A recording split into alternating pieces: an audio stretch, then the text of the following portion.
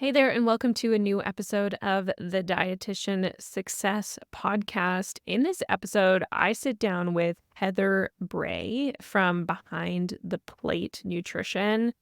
Heather has been a DSC member since day one, since the very beginning. And it has been so cool to see her practice and see her business grow over time. In today's episode, it's a really interesting, unscripted conversation about what that journey has been like. And particularly, what I think will be one of the most interesting pieces for a lot of you is the discussion around Heather being an intuitive eating dietitian, but how she navigates it when patients or clients come to her who are not necessarily looking for intuitive eating. They're looking for something very specific, like weight loss or like sports nutrition support. And so that's a really fantastic conversation. We also talk about what her experience was like as an RD who was a new grad and moved to a new city to start working, but didn't have any connections in that new city.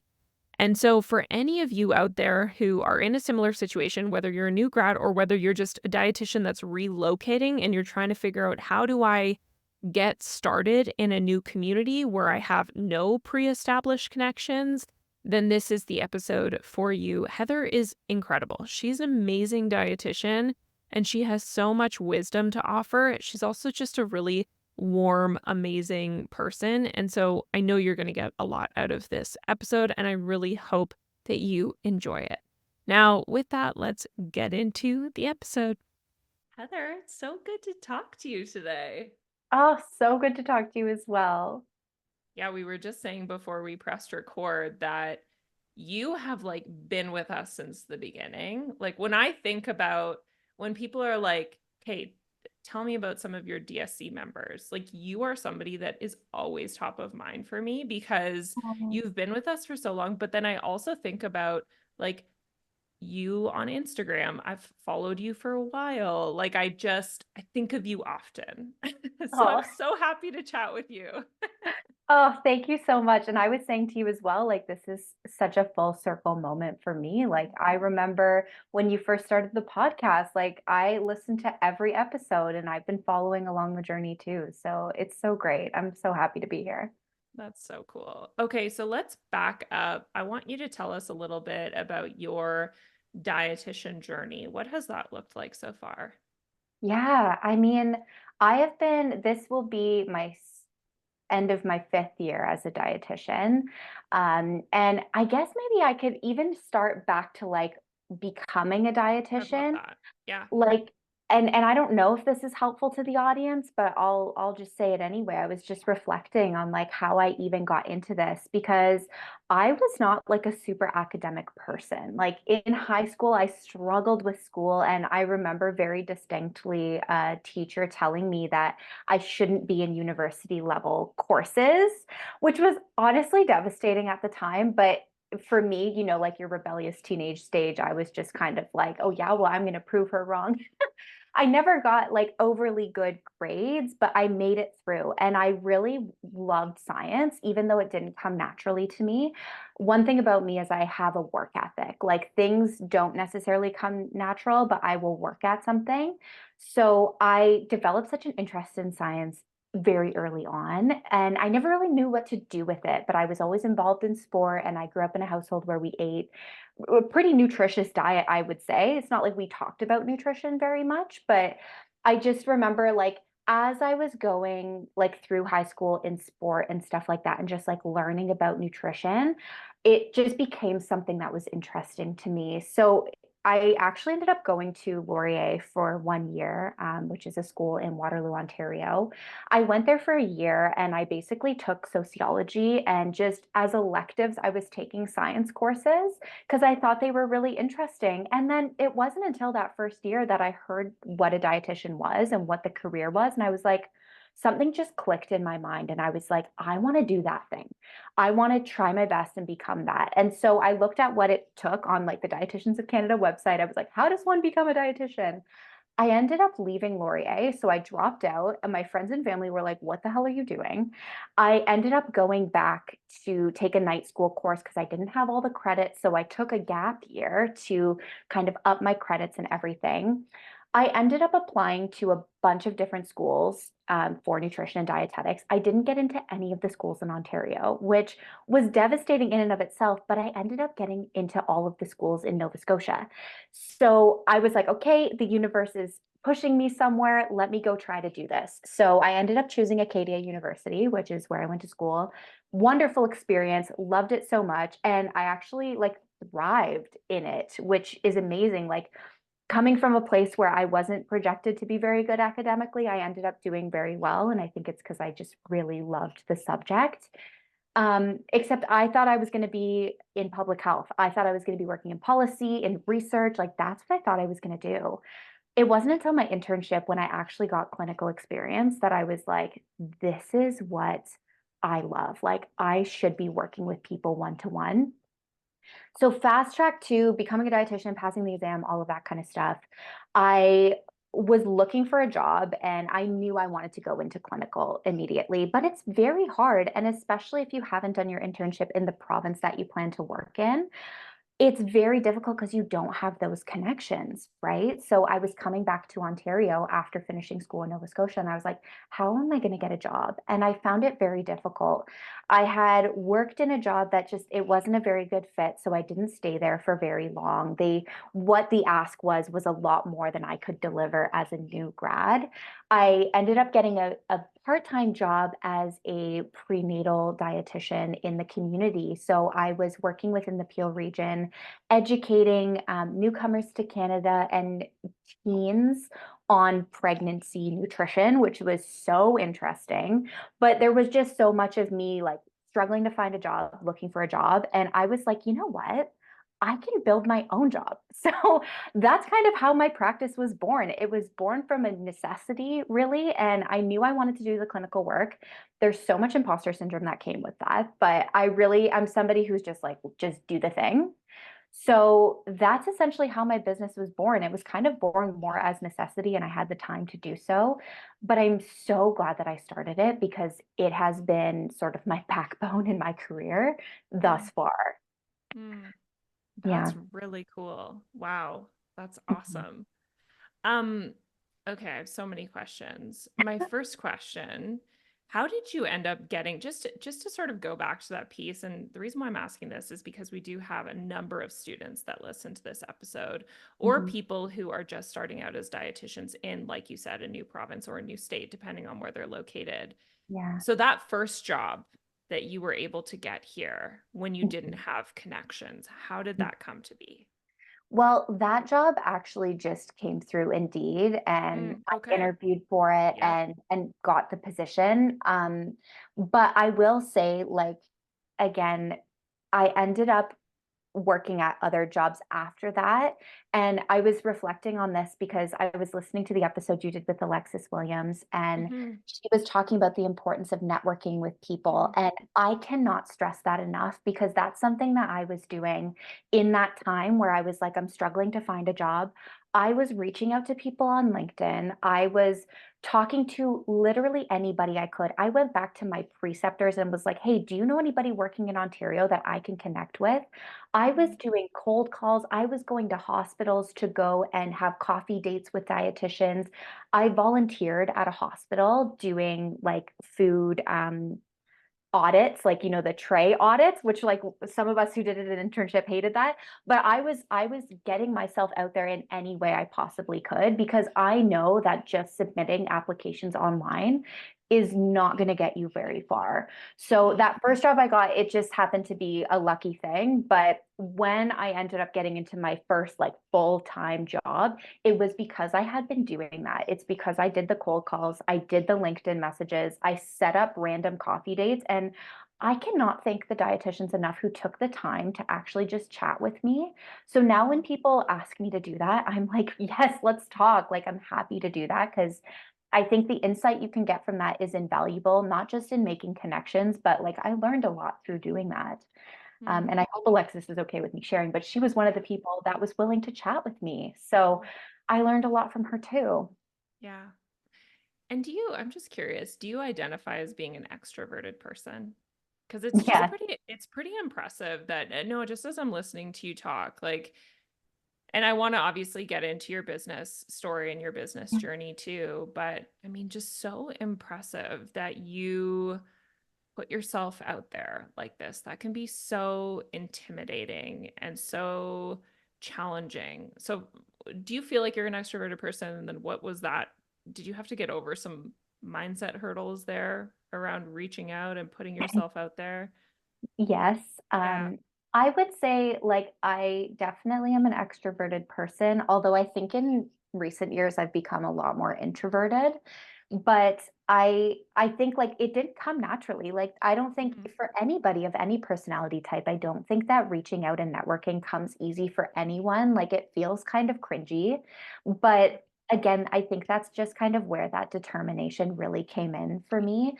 And something that I would recite to myself so many times, like when things were really tough in school, when things were difficult during internship and all of that, I would constantly say to myself, I didn't come this far just to come this far. So that's what I would always say. And so when I was struggling to find a job, I was like, nope, I didn't come this far just to come this far. Let me push through and message this person. Even though it feels really weird, what's the worst that they're going to say? They're going to say no. Okay. Or they don't respond. Okay, no problem. Let me just reach out to Mhm. 20 other people. Yeah. Oh, cool. Wow. I love that about you. That's really Thanks. cool. Yeah. Okay, so let's talk a little bit about starting your business then. Okay. I think it's really interesting that you said that and I can't remember the exact words you used, but you were like, I can make this my business. Do you remember if there were any specific people that you were following online that inspired you? Any dietitians that inspired you to make this your business? Or was it really something that was, because I think a lot of times, especially when it comes to business, it's like we almost need to see something to believe it. Mhm. It's like it's so helpful when we can see somebody doing the work that we're like, oh my gosh, I didn't even know this is possible. Or like, yes, that is exactly what I want. Do you remember if there were any people like that for you? Or was it truly like an intrinsic motivation, confidence, I can do this? It definitely wasn't that part. Yeah. It wasn't like I can do this right off the bat. Although I do have that character trait of like I think I can do anything I set my mind Yeah. to. Yeah. Um, I would say honestly, like you were definitely one of the Mm, people that I followed because I think at the time you were doing consulting with other yeah. dietitians.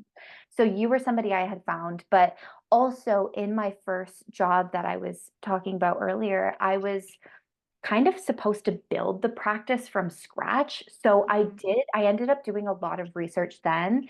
And so I looked at a lot of different private practice dietitians in my area, which is like GTA area, Greater Toronto area in Ontario. mhm. So I ended up finding a lot of people that way. And really all I had seen from them was like kind of their business storefronts, like their websites and Yeah. their Instagrams. So that was really all I had to work off of. I don't think anybody was actually at the time that I knew of, at least, talking about the journey of developing a business. So I had seen, okay, people have done this, but I didn't really get any insight into like the back end of it all. Mm. And so tell us some of those first steps that you took to get your business off the ground. What did that look like?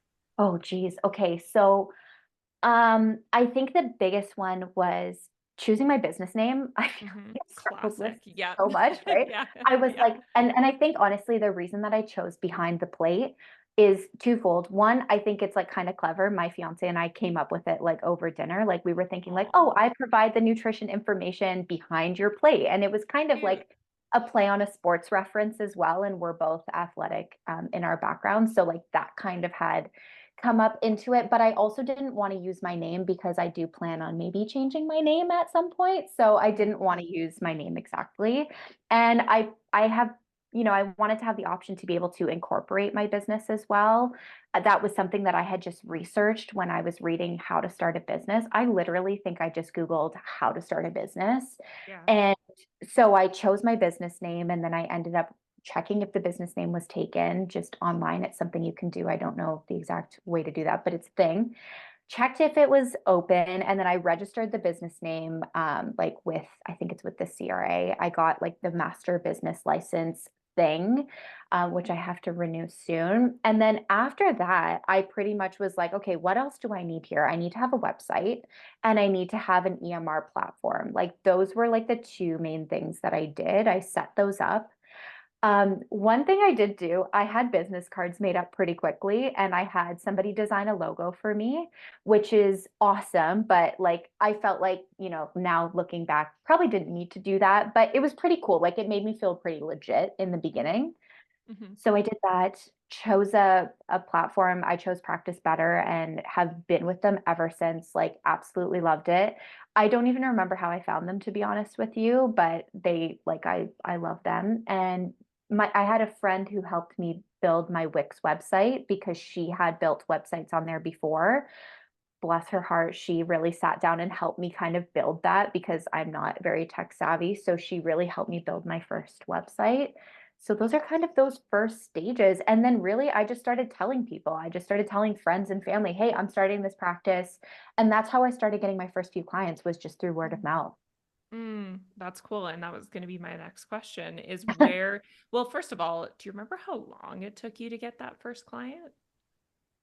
You know what? I'm lucky. It was only about a month in. Awesome. That's really Yeah. cool.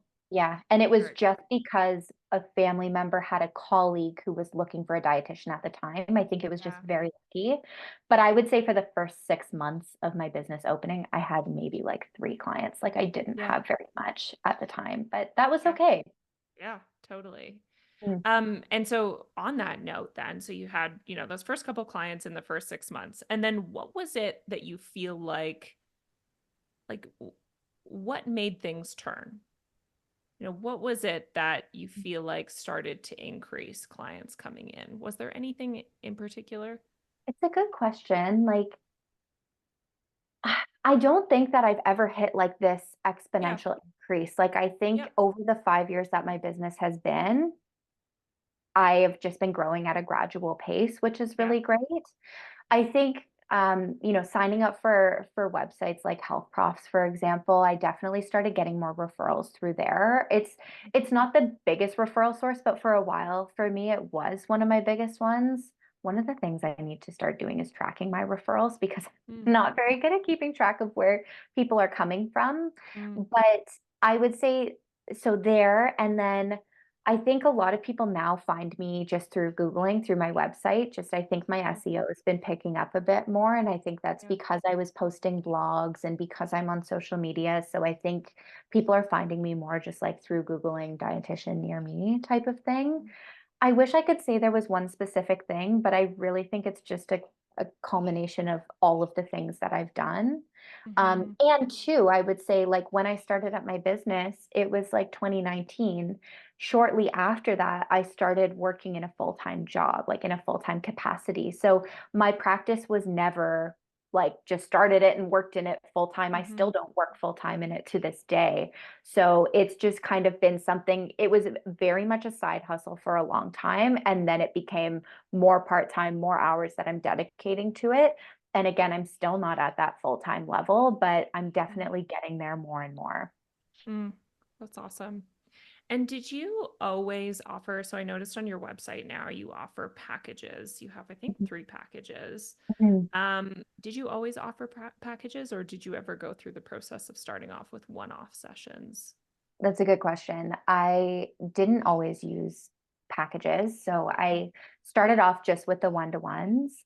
And I still offer that. Like I don't Mm-hmm. make anybody Mm, commit to any type of package or anything. Some people just want to see me for one or two sessions, and I'm totally fine with that too. I can see how there's some people who just do the packages, and I can see where that's really valuable. But what I have found in my experience is even by offering some of those one-off sessions, some people do end up going into the package afterwards because they've developed that relationship with me. So I have the packages there for people to kind of just see, because I was getting a lot of questions, those free 15-minute Mhm. introductory calls, I was doing so many of those and people were saying, well, how many sessions do you think I would need? Or, how much would it cost? I have this much with my insurance. How many sessions would that be? So I developed the packages to really kind of reflect what somebody might need that they're looking for Mm. in working with me. I have one package, for example, my relationship with food redesign package, which is basically a 6-month intensive of going through the process of intuitive eating. And it's 2 1-hour sessions a month for 6 months. So that one is one that's for somebody who really wants to commit to something and see sort of a program through.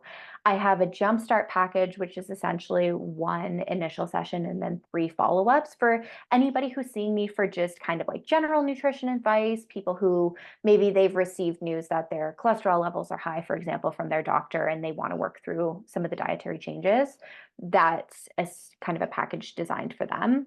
And I found that it's helpful to have them, but again, I don't always just go with them. Mm, yeah, I love that because I think a lot of people have this sort of notion that it needs to be either one or the other, but that's just not necessarily the case. You can design your offers based on what is best for the people that are coming to see you. And it sounds like you really have listened to what the clients are saying that are coming to you, and you've created your offers and your packages based on their needs. Like this 6-month intensive, I'm assuming you probably wouldn't have known to create that right at the beginning of your business journey. Yeah, exactly. Yeah, I think it came from experience. Like if I had just randomly listed off something, I don't know if it would have yeah, landed with anyone. So yeah. yeah, totally. And I mean, sometimes that is the starting point too, right? Is just throwing something out there and seeing, Yep. does this stick? Does this feel right? Is this the right amount of time that I want to Mm-hmm. be working with somebody too? Right? Mm-hmm. I mean, sometimes we don't know until we know. And we just have Exactly. to trial and error our way to that sort of ultimate place. Yeah. Um, very, very cool. And so what have you actually, I want to ask about because I know you're a certified intuitive eating counselor. Yeah. When did you decide to do that in your process and what prompted that for you? Oh, that was I think it was like maybe into my second-ish year of being a Mhm. dietitian that I even learned about the concept of intuitive eating. And I started, listening to different podcasts. And then I eventually ended up reading the book, and it really changed the way I practice as a dietitian. But I felt like there was so much that I grasped from like the podcast and the book and everything that was really helpful in my practice, but there were so many very niche questions that I had as a practitioner as to how do I deal with this scenario? Somebody's struggling with this. How do I help them with that? What questions do I ask in an intake session? I felt like I really just needed that like further coaching and education on like what intuitive eating really is. Um, and so I'm very fortunate, like I was able to go through and do that process. I did it over the course of 2 years. Like it was a long process for me to become that, but I think it's just like excelled the way I practice Mm, tremendously because of the resources that they provide. But I felt like it was very, very helpful with, again, just me being able to understand how to answer certain questions and how to format my sessions. Not that they tell you how to format your sessions, but just listening to like the different group calls and coaching, it was really, really helpful just in me being able to understand like how to guide certain conversations. mhm. So I'm curious and I'll tell you why I'm asking this question in a second, but Sure. the last few clients that came to you, what did they come to you for? So they said, I need help with, what was it? Intuitive eating. Oh, very So cool. yeah, like I've had, and in this month, I would say I've had like maybe 3 different people reach out to me being like, I've read the intuitive eating book, or I know what intuitive eating Mm, is, but I really need help with this process. And over the last few years, I've noticed that coming up more and more. And I mhm, think it's because I'm just kind of putting myself out there in this space because it's honestly the space I'm most passionate about. But I've noticed a lot of people who will read the book, who will hear about the concepts, or they'll listen to a podcast and they just get kind of stuck on certain points.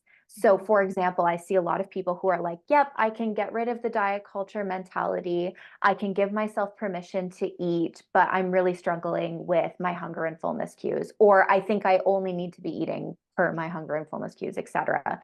So, a lot of people have just been coming to me like, I get the concept, but I'm stuck. So, they're looking specifically to learn about intuitive eating from somebody who's trained in it. That's really cool. That's Mhm. really cool because sometimes I think that, and you can tell me your thoughts on this, but sometimes I think there's, and I hear this from other dietitians, that there's this sort of perception that if somebody doesn't come to me seeking intuitive eating, then that intuitive eating is sort of something that I can't use. When in Mm, reality, I think, like if somebody's coming to me for sports nutrition, for instance, or prenatal nutrition or diabetes management or whatever.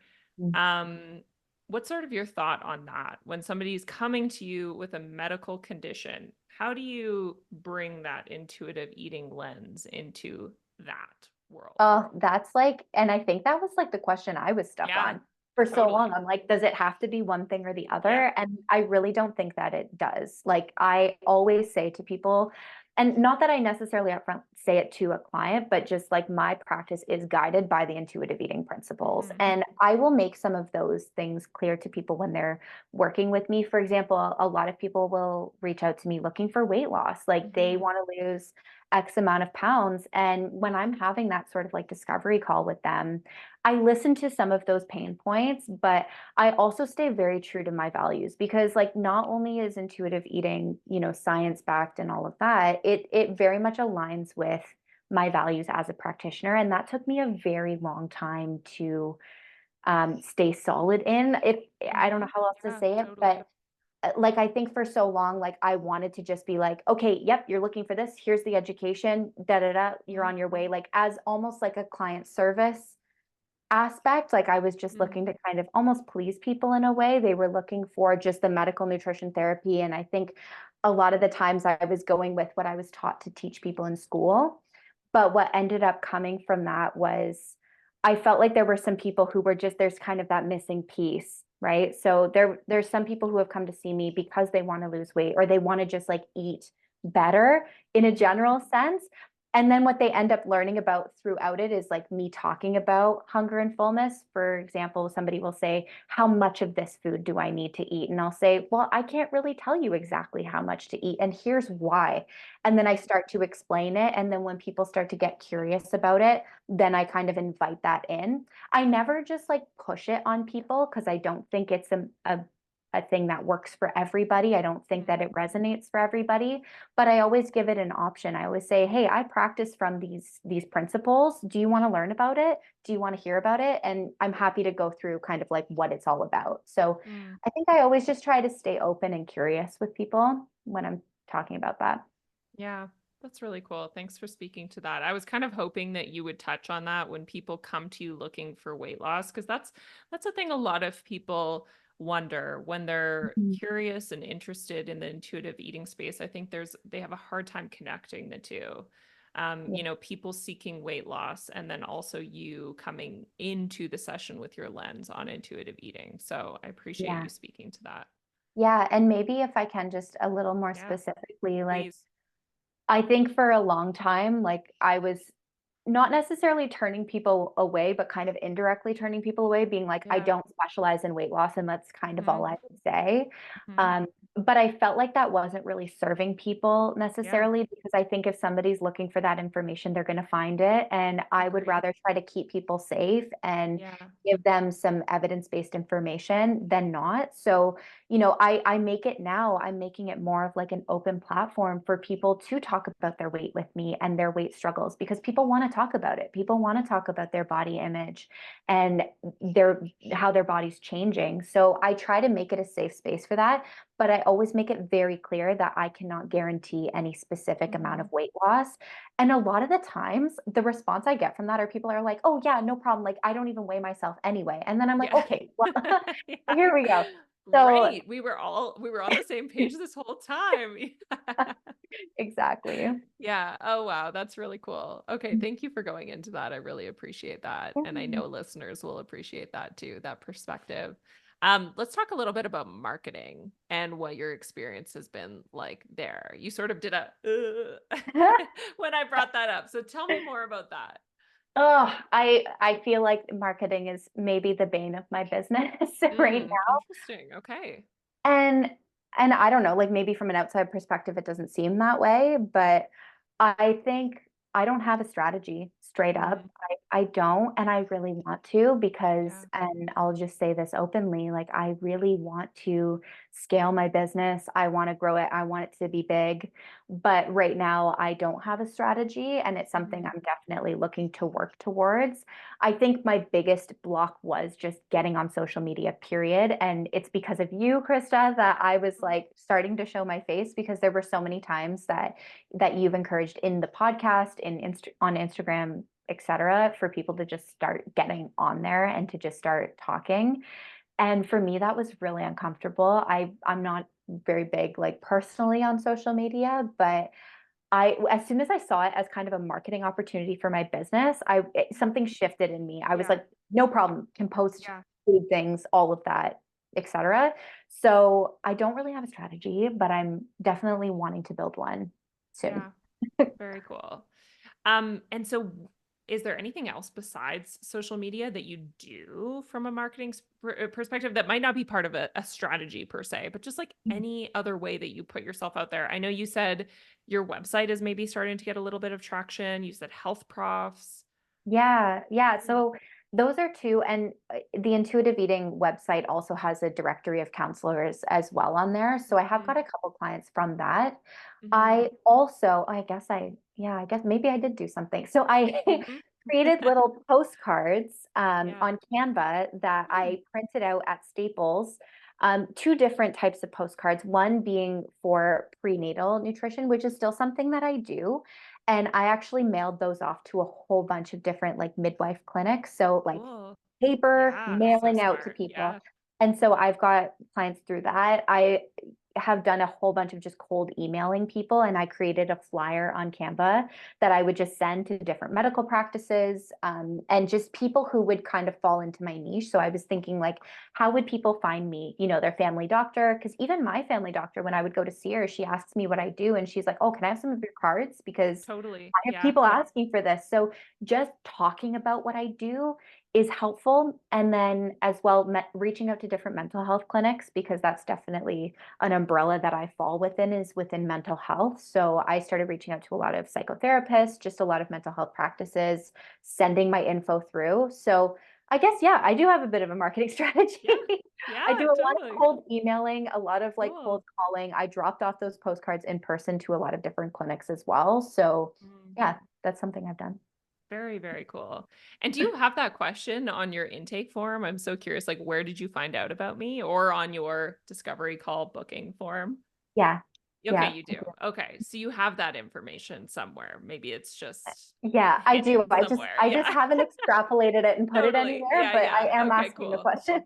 Okay, good. I love that Yeah. because I'm just, as you're talking, I'm like, I'm so curious what that information would tell you. Like, I think it would shed so much light in terms of what is working for you, where are you spending your time, Mhm.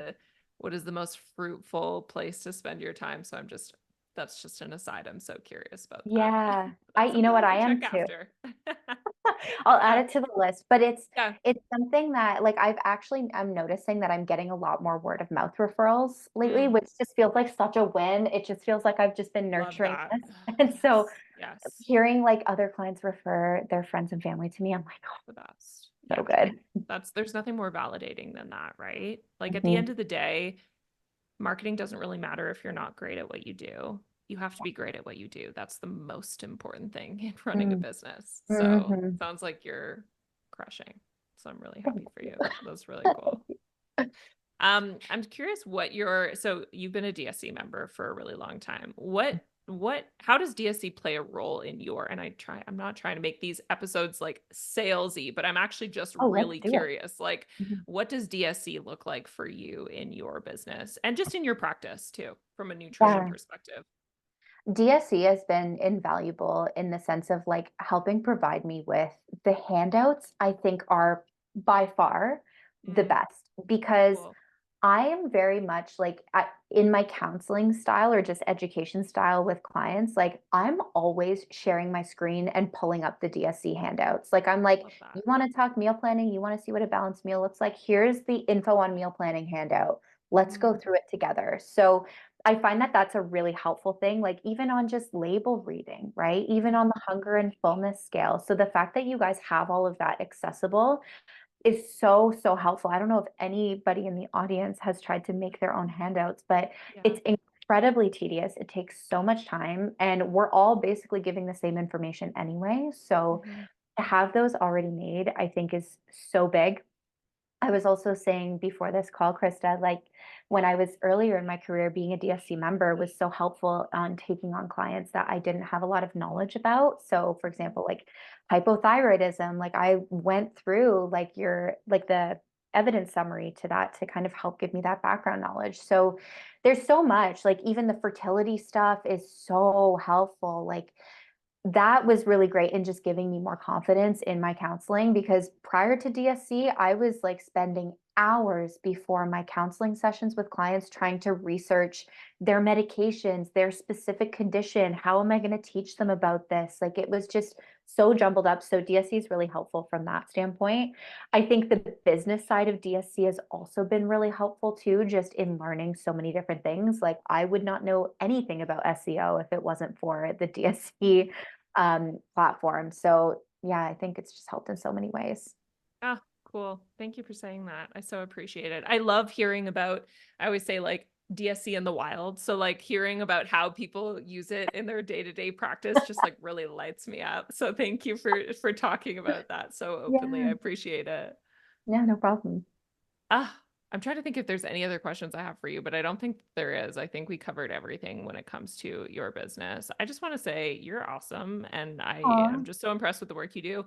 I love following you on Instagram. I just find the things you have to say so interesting, and you're just a very engaging person. So just know if you ever feel like you're, talking to no one, I'm there. I'm listening. thank you so And much. I I love see what you you have to liking. say. Yeah, totally. I'm always there. I love Uh, it. so thank you for joining me. And where can the audience find out more about you and the work you do? Yeah, you can find me on Instagram where I try to be the most active I can be at Behind the Plate Nutrition. You can find me on my website as well at Mhm. behindtheplate.ca. And I guess those are like the two main places where I'm the most active. So Well, yeah, follow me okay, on great. Instagram. Yeah, totally. I will drop those links in the description of this episode. So thanks so much, Heather. It was so good to talk to you. Thank you so much, Krista.